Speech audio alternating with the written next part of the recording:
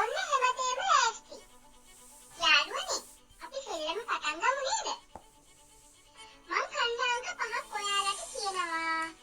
ඔයාලා ඒ පිහිටීම හරියටම හොයන්න ඕනි. ඔන්න ලෑස්තිද? පළවෙනි ඛණ්ඩාංකය 3,5.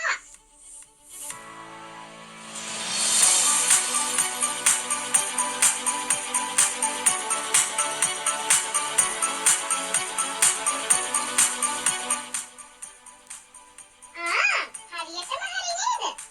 ඔන්න ඊළඟ එක 2,2.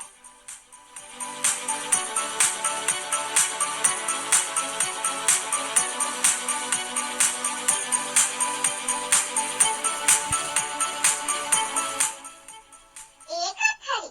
නියමයි. තුන්වෙනි එක.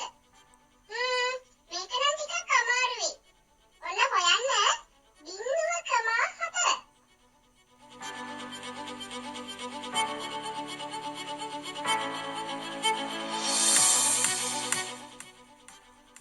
ෂා, ඔයාලා හරි දක්ෂයිනේ.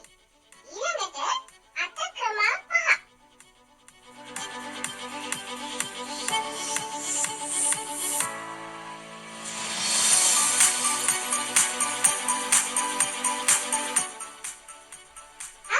ඒකත් හරි. ඔන්න අන්තිම එක 7,0.